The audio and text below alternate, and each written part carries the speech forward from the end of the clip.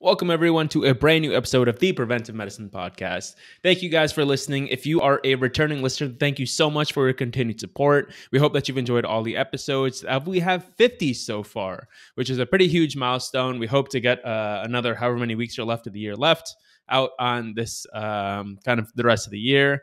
And if you are a brand new listener, welcome. We hope you get some value out of this podcast. And this is a great podcast to listen to for the first one, because this one is going to be kind of an overview of our over 50 episodes and some of the main takeaways that I've had from them as a new resident physician. So thank you guys for listening. And if you do enjoy this episode and think any of the ones that I talk about are going to be beneficial, then please go and head over and listen to those. Like I said, there are over 50 episodes that we now have with incredible guests. So let's get into this recap.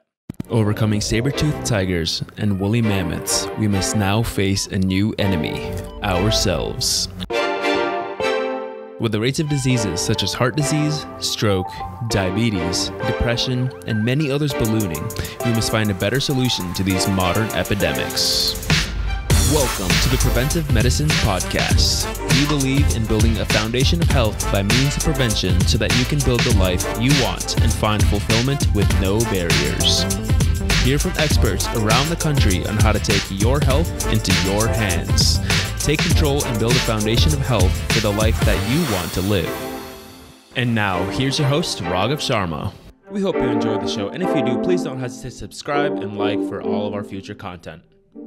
Thank you so much for listening to this podcast and kind of being with us this entire way, all the way up until 50 episodes. And I haven't asked for you is that if you have enjoyed any of these episodes and you really want to help support the show, the best way to do that is by rating and reviewing the show, whether you listen to it on Apple Podcasts, that's kind of the standard way that most people have done it, but also on Spotify now, there is a area to kind of rate and review it. So if you really want to support the show, that is the best way you can do that by far. So help us out. I'd greatly appreciate it. And now let's get talking about our episodes. And we started this podcast off with a bang. We had Dr. Austin Baraki of Barbell Medicine on, and this was a phenomenal episode to start on, kind of set the scene and set the tone for the entire podcast as far as evidence-based practice goes. Because Barbell Medicine is as evidence-based as it goes on kind of like a large, broad scale, and all of their practitioners that they have kind of under their brand embody that and are very down with the evidence, and also not just evidence for the sake of evidence, but to help people out and make sure that they're not being swindled or having some sort of overdiagnosis or overtreatment done or overpathologizing or whatever they're doing. So that was one of the biggest topics that we discussed in our episode with Dr. Baraki, where we talked about overdiagnosis, where a lot of times patients kind of think of healthcare as needing to be used and often overusing it, whether that's various types of imaging, types of lab results, and all these various things where that people overuse healthcare quite a lot. And sometimes you might not think that that's necessarily harmful, but for the most part, that can end up causing a significant amount of harm. And we talked about several use cases for that.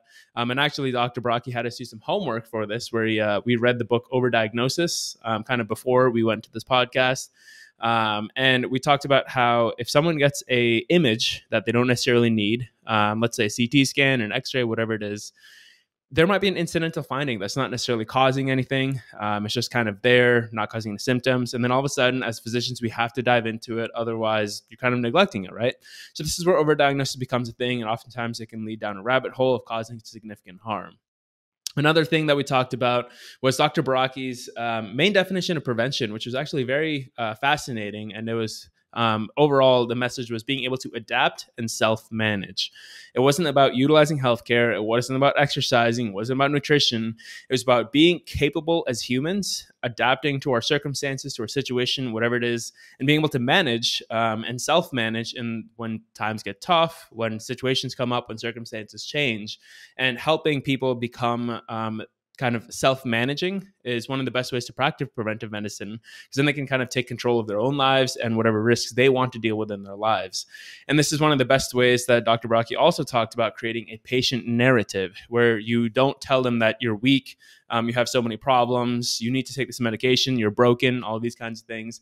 Instead, it's the notion that you are strong, you are powerful, you're able to take over and take control of various circumstances and environmental factors that might come up in your life, all with the idea of being able to adapt and self-manage.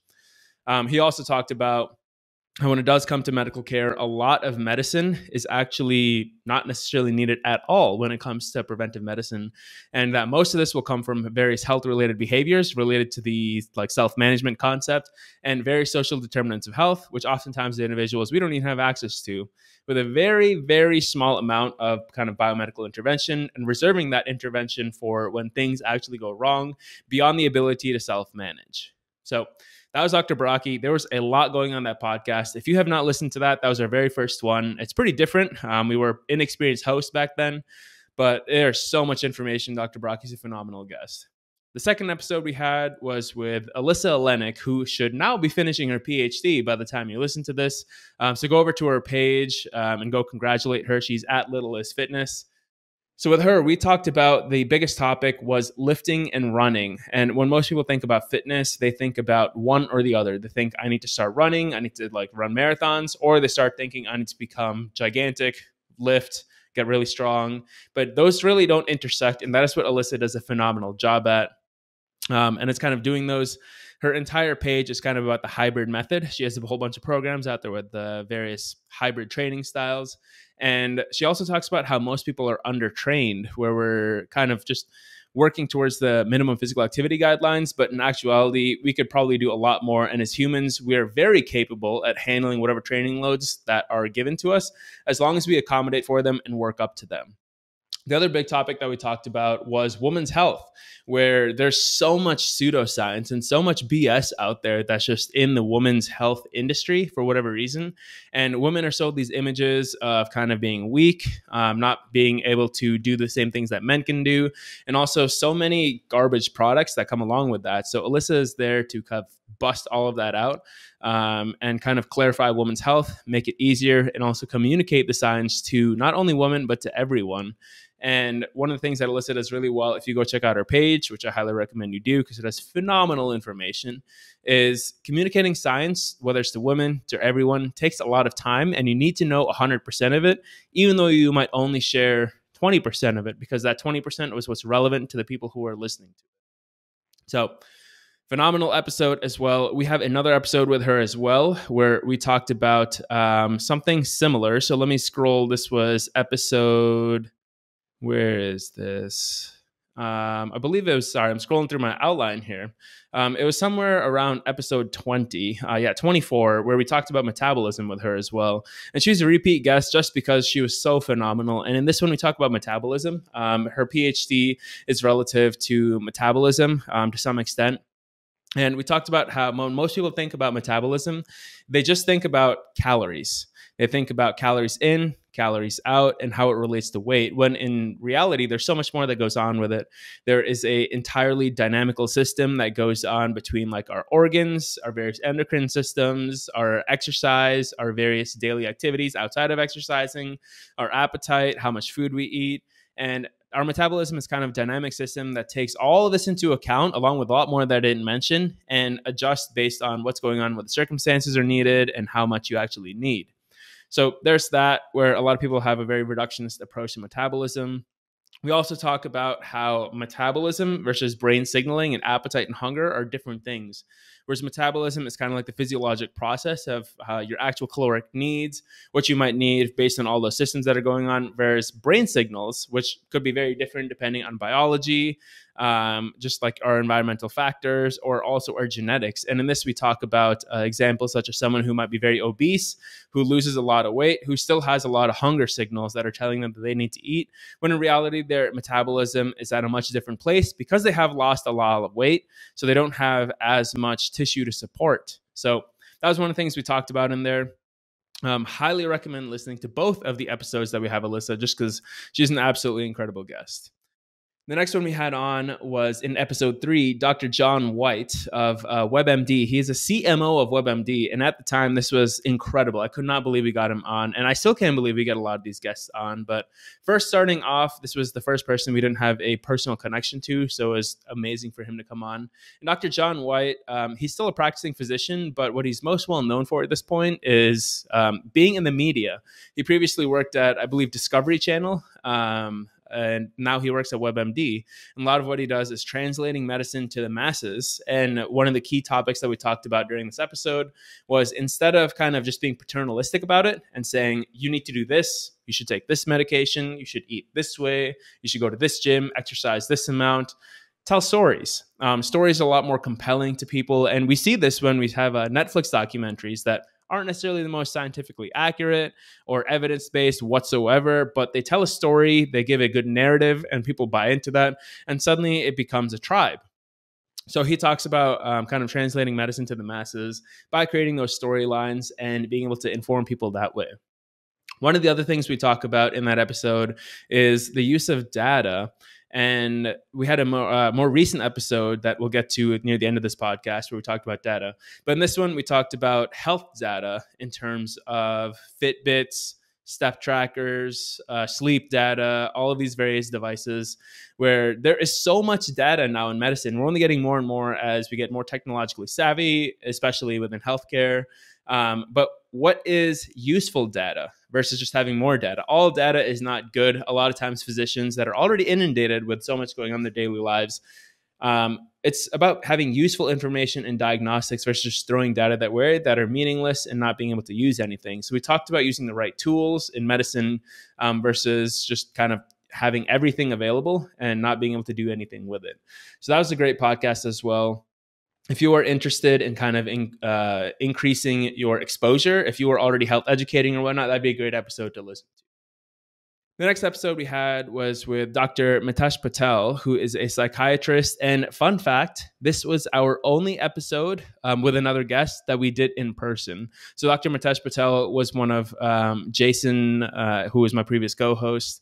He was one of his preceptors back when we were in medical school, and he's a psychiatrist. And this was a phenomenal episode where we talked a lot about mental health, not necessarily psychiatric crises, which you talk about later on with another guest. But in this one, we talked about mental health from the aspect of mindfulness, where we talk about how mindfulness is not necessarily just like sitting there and meditating or listening to various tones or like sounds, whatever it might be. But mindfulness is finding activities that we enjoy, and it's individual to the person. For example, I enjoy something completely different than you might as you're listening to this. And not making them into like scalable hobbies or quote unquote part of this hustle culture, and just doing them for yourself. Being in a state of kind of flow with the activity where you're being really mindful about that one activity and using that as an outlet for mental health and kind of having something that feeds yourself versus just kind of doing it for something else and for someone else, whether it's for social media, whether it's for monetary gain, whatever it may be, just doing something for yourself and being able to find that flow and mindfulness in that activity. That was one of the main points of kind of that entire podcast. And then the other one there was that we have all different kinds of emotions. The human experience is filled with emotions. And it's one of the things that makes us human, where we just have things going from like absolutely stoked and super happy all the way to depression, where you just can't even get out of bed. You're so sad. We have a whole bunch of moods. We have anxiety. There's a whole bunch of these things. And all of these are completely normal. These are all part of the human experience. And this is one of those things that Dr. Patel was saying. It's okay to feel those ways, and it's part of the human experience, but we need to find ways to understand that this is what's going on, find ways to cope with it, understand it, and not let it become crippling. And this is one of the things that we talked about that mindfulness is very useful for, having a way to feed yourself and kind of have something that you can distract yourself with. And also just find other ways to understand that these are normal and we'll get out of it. And eventually life will flow back and we'll be happy again, or we'll get sad again, not getting caught up even in the happiness, because some people, they're just, why am I not happy all the time? And that's not a realistic expectation where we won't be happy all the time. That's not possible. Where the human experience is to feel sad, and just setting those expectations kind of both on the depression side and then the elated side are very important. The next episode we had on was kind of Jason and I talking about how we founded this podcast. And this was episode 5, where we talked about our origin story. And a lot of this happened because we both were frustrated with the way that healthcare was going. And we saw a gap in healthcare where we were just kind of taking care of people. They were coming to the clinic, we give them medicines, and they would go. And this was our experience as medical students. And we thought we weren't talking a lot about prevention, where it comes from kind of exercise, nutrition, lifestyle, all this kinds of things. So Jason and I had a very similar mindset. So we started this podcast, and now here we are 50 episodes later. Unfortunately, Jason had to step away from the podcast due to other commitments, but we'll have him back on an episode, so stay tuned. He'll come back at some point, probably within the next month or two.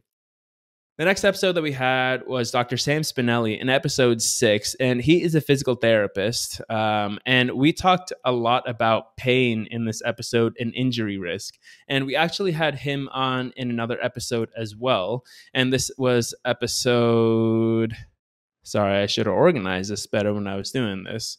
But this was episode, I believe it was in the 20s as well. We'll get to it a little bit later on. But in this one, we talked about pain and a lot about back pain, where pain is also part of the human experience. And much like what we talked about in mental health, where we'll feel sad, we'll feel happy, we'll also feel pain at some point. And a lot of times people attribute pain to certain mechanical things, whereas I fell this certain way, I lifted this certain way, or I slept the wrong way, and this is why I have pain. And a lot of times we find in the evidence that the meanings people have behind their pain line up better with the pain or the way that they manage it, rather than just like the mechanical model or anything else. So this is all in saying that rather than just finding a mechanical reason for this person having this pain, sometimes it's about, what does this pain mean for them? Is it from a place of anxiety? Is it a place from just being sleep deprived and carrying a lot of their stress? There's a whole bunch of things that go into pain, and it's not just a purely mechanistic model. And the other thing we talked about with Dr. Spinelli was injury risk, kind of becoming or getting into pain.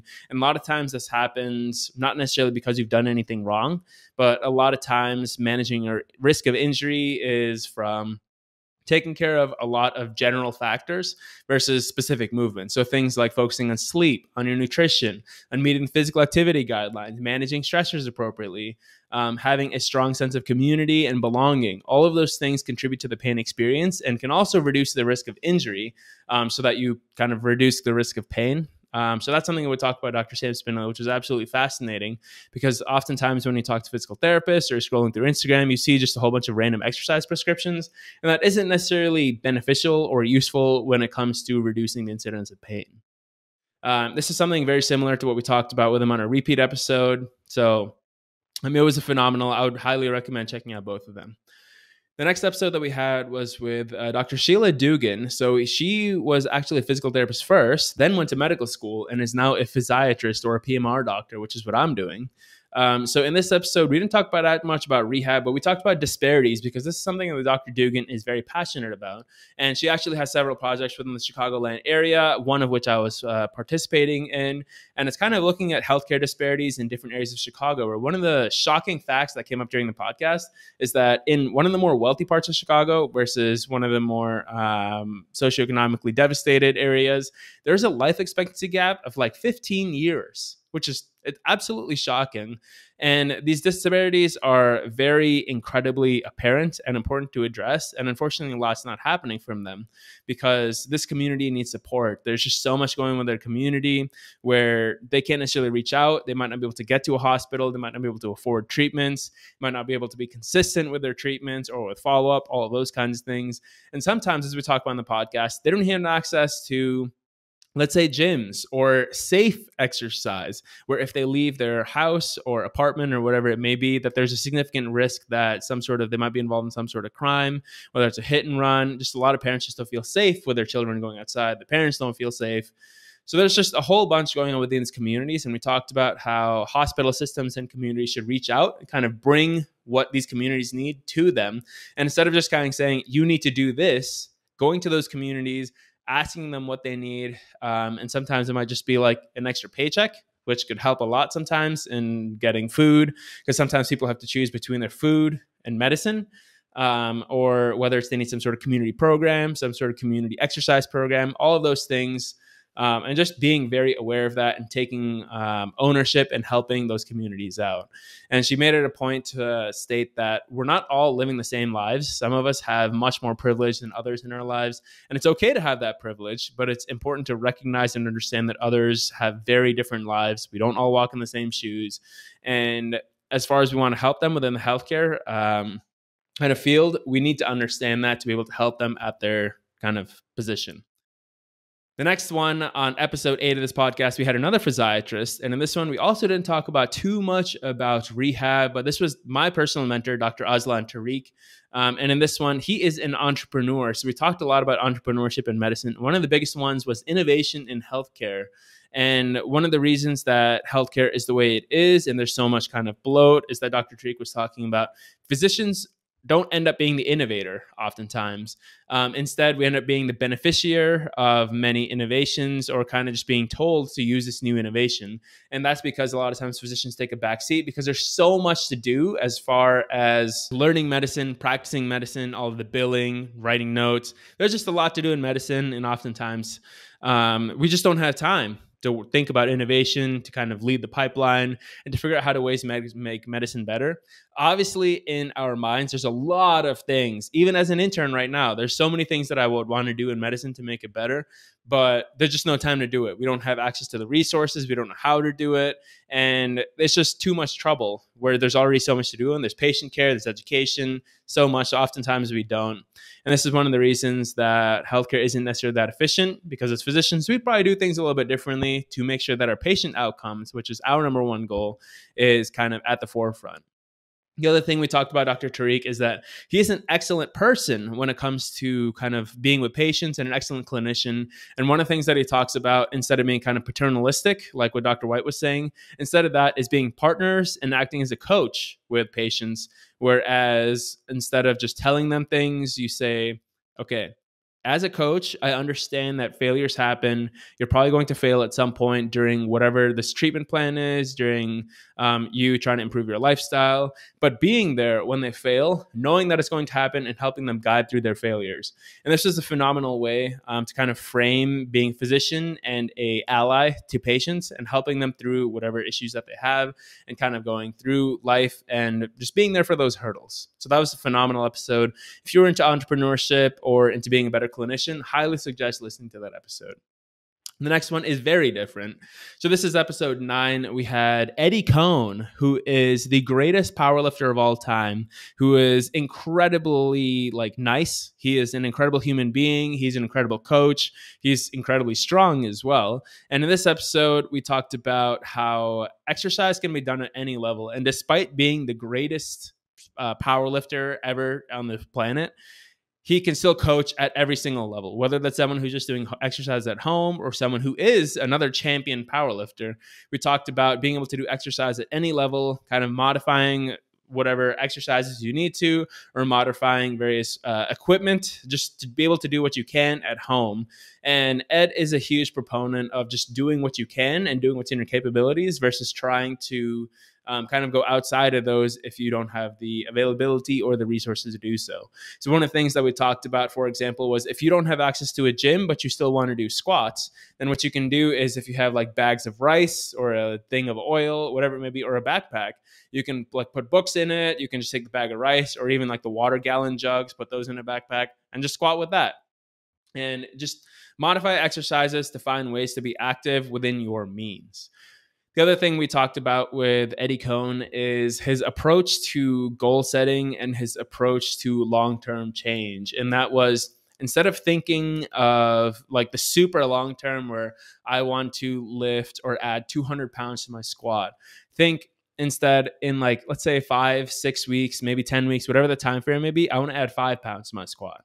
And over time, as long as you're doing that, you'll make a large change and have those smaller change snowball and roll and roll and roll into a long-term change that you weren't even thinking about at the beginning. Because a lot of times at the beginning, those long-term goals can be very daunting and very challenging, and something that might just be you just don't do it because it's too daunting. So that was a great episode. It's a very different episode because Ed isn't necessarily a physician. He didn't go to some sort of graduate school. He's just a very real dude who has a lot of practical knowledge, and he's done a lot in his life, helped a lot of people. So it was a phenomenal episode. The next one we had was episode 10 with Dr. Jesse Hoffman. She is both a PhD and a registered dietitian. And in this one, we talked a lot about kind of the basics of nutrition, where we didn't dive too deep in any specific topic, but I'm trying to get her back on because she is a master of gut health. So we're going to talk about that. But in this episode, we talked about how a lot of what's out there in nutrition, as far as the vagueness, the unnecessary complexity of that, is because of a game of telephone, where we see all these things in the headlines, and you have nutritional researchers that are creating this research in specific nutrients, whatever it may be. And then the media takes that and they put it through telephone, through their own filter, and put a headline out. And that is why there's so much confusion in nutrition, because it goes from this one sentence that might have been in a researcher's paper to the headline, and then all of a sudden that's it. That's like the statement from the paper, when in fact that might have been a very minor point of that paper. And then one of the other things we talked about is that, yes, nutrition is very simple. And there's nothing like you should shop at the perimeter grocery store, which is where all the fresh stuff is. We talked about how even packaged foods can be perfectly healthy. And a lot of times the frozen foods that are like in various packets are actually could be better, because they are fruits that are picked at peak ripeness and frozen at this point. So there might be better nutritional quality, better tasting, all those different things. And then at the basis of it, the best diet is one that is diverse with adequate protein, making sure that you stay hydrated and getting enough fiber. The rest of it, not complicated. That was kind of the base of the diet. And if you want to hear more about that, then definitely go check out our episode with Dr. Hoffman. We want to take a quick break to remind you that this podcast is not intended for medical advice and is for educational and informational purposes only. We also want to remind you of our Instagram page @PreventPod, where we share various content relating to each episode that you can share with your friends if you enjoy our episode. And lastly, don't forget to sign up for our mailing list so you know right away when an episode goes up at www.thepreventiveMedicinePodcast.com. And with that, let's get back into this episode. So now we're into episode 11, where we talk with Dr. Ali Haider, who is an interventional cardiologist. And one of the biggest things that we talked about was don't smoke. That's it. Just don't use tobacco products. Smoking is horrendous for you. So as practicing prevention when it comes to cardiology, just don't smoke. One of the other things that we talked about was you might think of interventional cardiology as past the point of prevention, but Dr. Ali Haider was mentioning that a lot of times when you are doing these interventions, they're not just preventing the disease, but altering the course or delaying the course of the diseases. Because at this point, someone does have atherosclerotic disease, and you can still do something about it. It's not like it's too late. You just let these people die from a heart attack.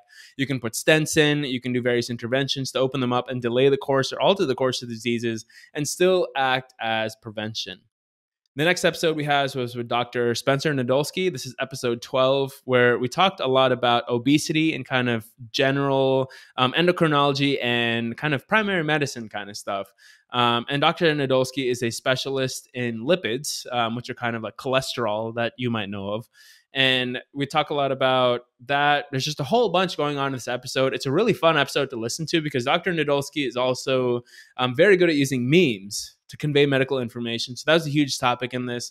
And outside of that, one of the biggest topics was that we talked about when it comes to obesity and a whole bunch of other like kind of primary care type things, genetics do play a large role, where Dr. Nadolski says genetics load the gun, but then environment pulls the trigger. And by environment, he means everything else around us, such as our various stressors, our careers, our availability to fast food, our availability to delivery services, our just convenience culture these days, where everything's just really easy. And if we already have a propensity for developing obesity or other diseases, our genetics are already there, then it's very easy with this environment to do that. And there's a lot more to obesity than kind of personal choices and like the base of genetics that a lot of people blame. And there's just a whole bunch to it. This is a great episode. Would highly recommend listening to it. The next episode we have is episode 13 with Dr. Edward Liskowski, who is a physiatrist. He is a sports medicine physician at the Mayo Clinic. And in this one, he is a movement specialist and a huge proponent of the exercise as medicine movement. And in this episode, we talk about how any movement is good. Previously, there was this notion where you had to do exercise in 10-minute bouts, where if you did not do 10 minutes, then we weren't getting any benefit from it. And in this episode, we learned from Dr. Liskowski that if you do even 1 or 2 minutes, it's beneficial and it's better than nothing. So he recommended, like, whether it's just parking a little bit further away, so you have to walk, taking the stairs, whatever it may be, just doing a little bit is better than nothing. And once you start adding those things up, when you look at Eddie Cohn's kind of philosophy of just small wins, it ends up making a fair amount of a difference. So we talked a lot about that, just a lot about exercise as medicine, exercise as movement, all of those kinds of things. So that was a great episode for that.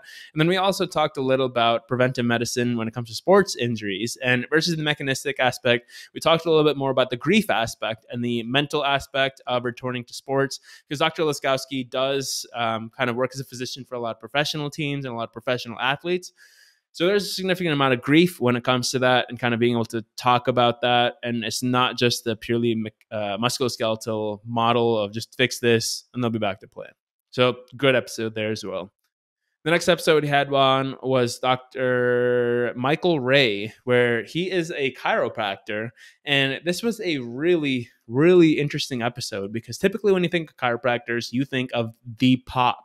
You think of manipulations. You think of spinal manipulation, whether that's the neck cracks, back cracks, lower back cracks, whatever it may be. But Dr. Ray actually does not crack anyone's back. He doesn't believe in manual medicine in that way.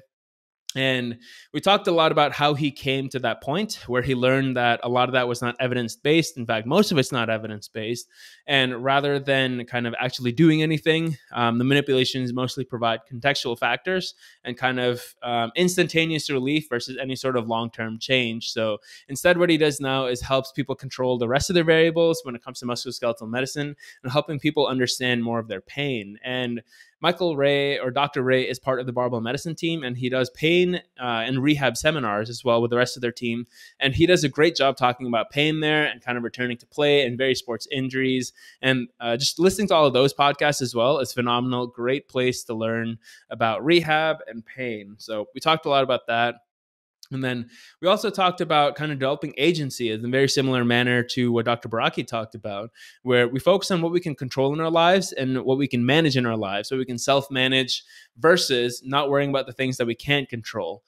So for example, you can control how much you exercise every day. Sure, for some people it might be a little bit harder. They have a difficult environment, but you can control that. Whereas something like your genetics or your family history, you can't control that. So worry a little bit more about what you can versus can't. The next episode we had was with Danielle Halsey, and she is actually a clinical research coordinator and has a master's for cancer patients, and is also interested in research and is a trainer as well.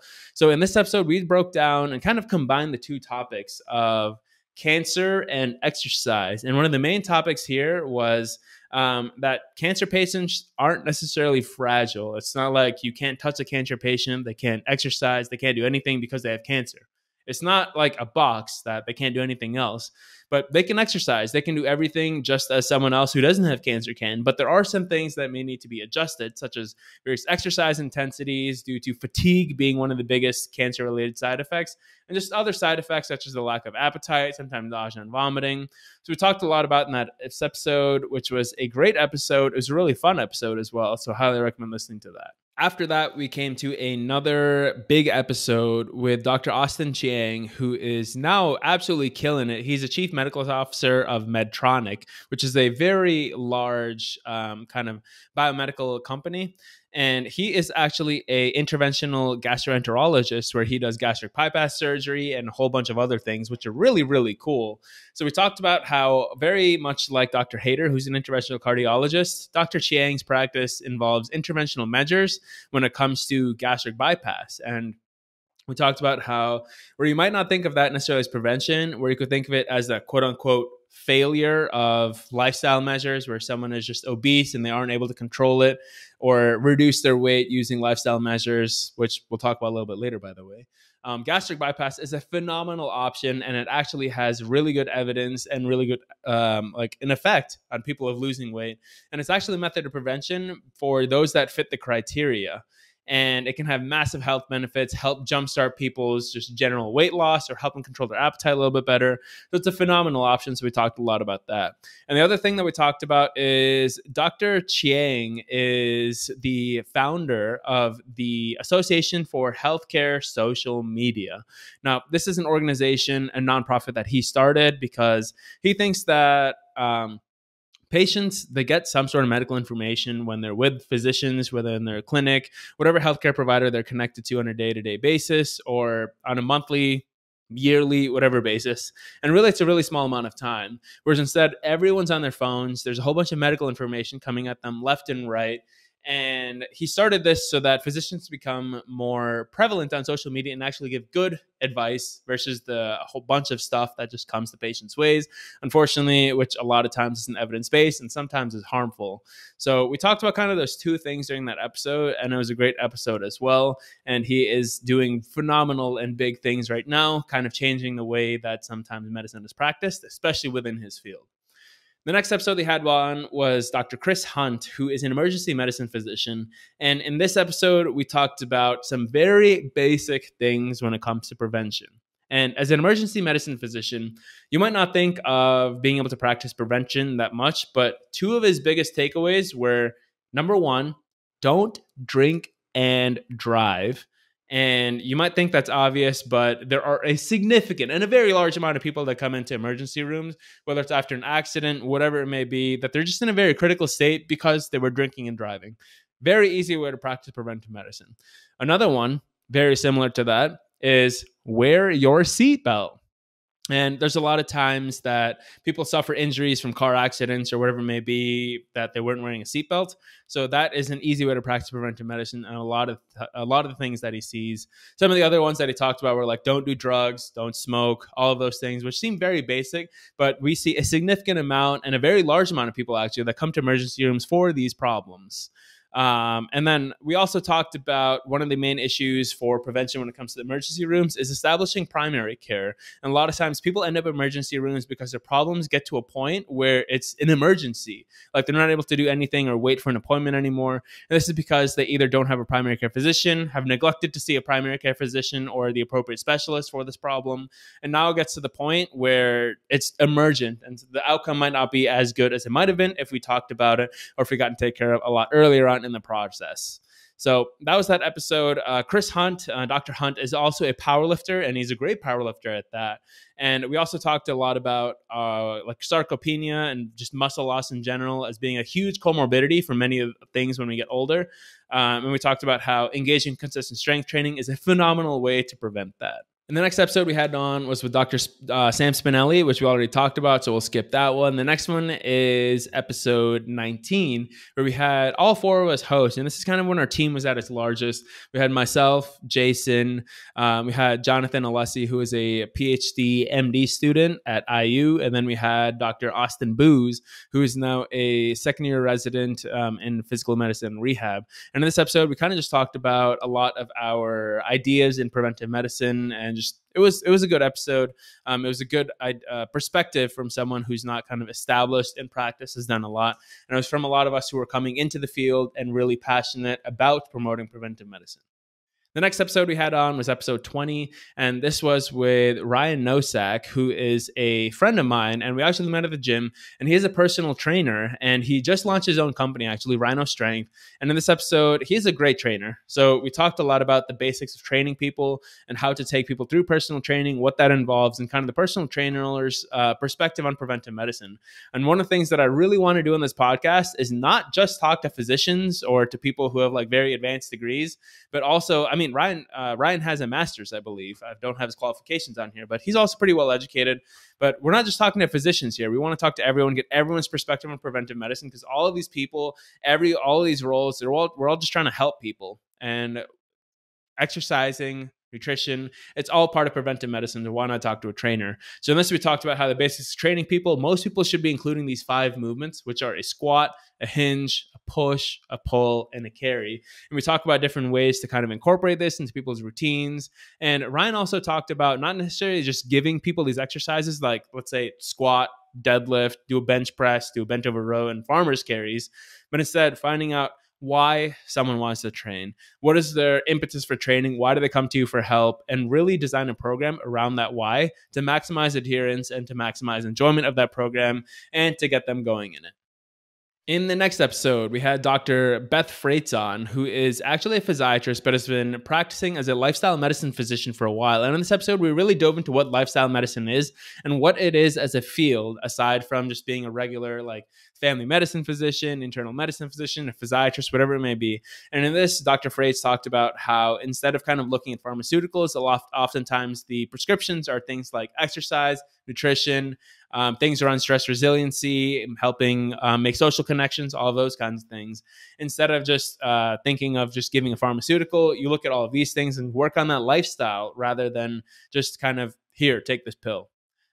We also talk about just communication and being able to communicate with lifestyle. Those kind of go hand in hand, where you really have to understand why people are going through the things that they are and making sure that they understand what's going on. Whereas one of the examples that Dr. Freites has was patients that have suffered from a stroke oftentimes don't even know like what they went through, what happened, why their brain isn't working properly, or the etiology of a stroke, why they got a stroke, and kind of educating and communicating with them about how to reduce their risk for another one is key. The next episode we had on was episode 22 with Dr. Tommy Wood, who's an MD PhD, and he is a neuroscientist, where we talked a lot about brain injuries. And one of the best ways, or one of the things that I took away from this, was in brain injuries for infants or pediatric patients. And the biggest takeaway that I had from this part is that we can have brain injuries sometimes even in infants and preterms. And a lot of times this is societal. This isn't necessarily because the child or the infant did something wrong. They haven't had time to do something wrong.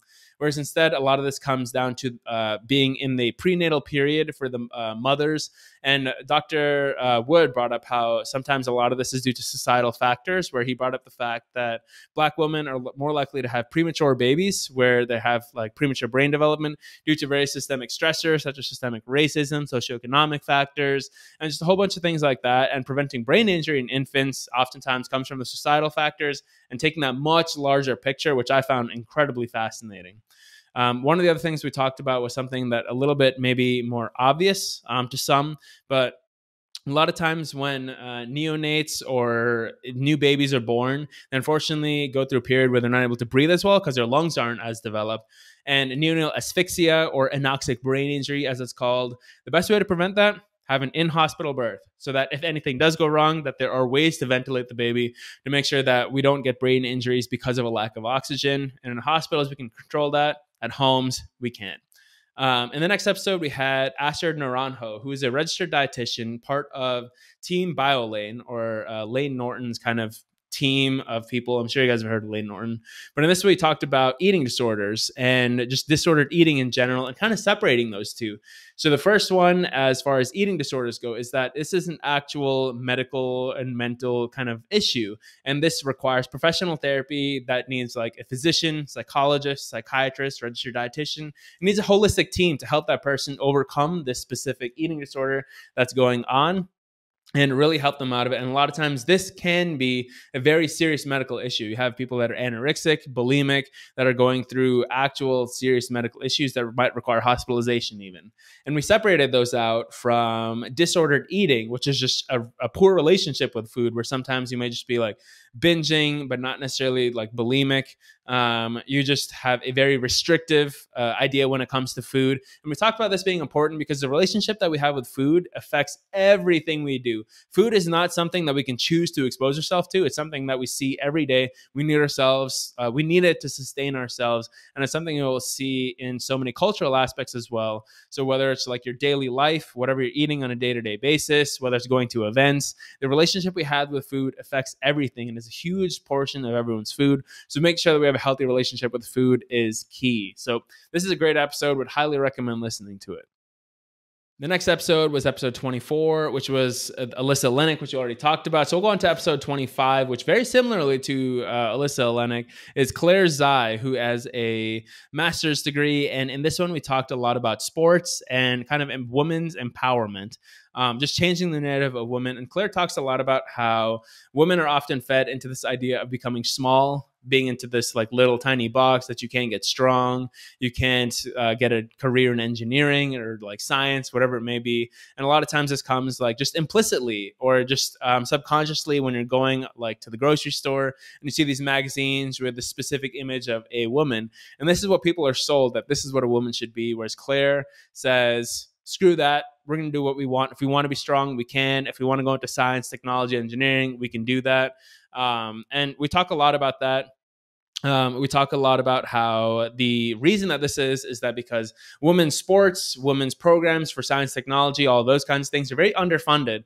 And one of the things that Claire and Alyssa actually get together to do is a deadlift fundraiser for like funneling money to these various organizations and charities that support this and getting women into sports and STEM kind of careers. The other thing that we talked about with Claire is that she is a very competitive powerlifter, and she's actually a pro powerlifter now that there's pro league.